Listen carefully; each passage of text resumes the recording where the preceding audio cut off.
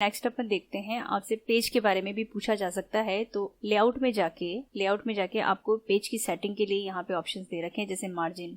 अगर आपसे पूछा जाता है कि नॉर्मल मार्जिन को छोड़ के आप वाइड या नैरो मार्जिन करें, तो यहाँ पे मार्जिन आपको दे रखे हैं। मार्जिन का मतलब है आउटसाइड का जो एरिया होता है वो मार्जिन कहलाता है।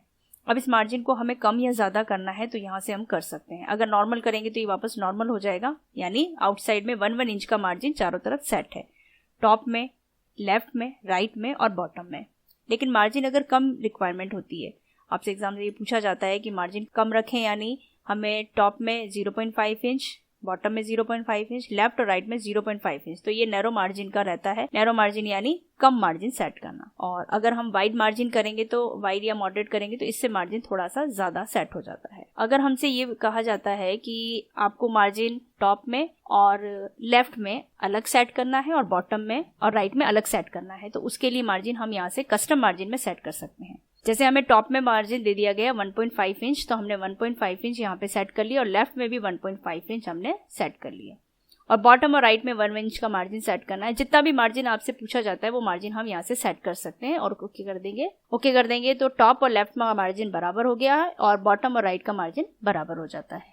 यदि आपने हमारा चैनल अभी तक सब्सक्राइब नहीं किया तो जरूर सब्सक्राइब कर दें। ये रेड बटन जो दिखाई दे रहा है, सब्सक्राइब पे क्लिक करिए और पास में जो बेल आइकन है उस पर भी क्लिक करिएगा, ताकि नए वीडियो की नोटिफिकेशन आपको लगातार मिलती रहे। उसके बाद अगर पेज का ओरिएंटेशन आपको चेंज करना है, पोर्ट्रेट नहीं, हमें तो लैंडस्केप करना है। पोर्ट्रेट का मतलब होता है सीधा पेज और लैंडस्केप का मतलब होता है आड़ा पेज। तो आप यहाँ से भी लैंडस्केप कर सकते हैं। तो ये लैंडस्केप यानी पेज इस तरह से आड़ा हो जाता है, यानी उसकी विड्थ बढ़ जाती है और हाइट कम हो जाती है। और पोर्ट्रेट पेज पे उसकी हाइट पूरी रहती है, विड्थ कम हो जाती है। और साइज, पेपर की साइज अगर आपको दे दी गई है कि A3 में पेज को सेट करें या A4 में सेट करें, तो यहाँ पे पेज की साइज दे रखी है। आपको जो भी क्वेश्चंस पूछा जाता है उसके अकॉर्डिंग आप पेपर साइज यहाँ से सेट कर सकते हैं। ये हमने A4 साइज सेट कर दिया तो A4 साइज सेट हो गया है। अगर पैराग्राफ को कॉलम में डिवाइड करना हो तो कहाँ से करेंगे, तो वो भी आपको लेआउट में पेज सेटअप का ऑप्शन दे रखा है।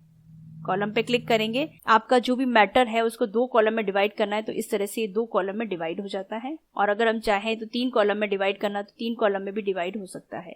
ये देखिए, ये 3 पार्ट में डिवाइड हो गया है।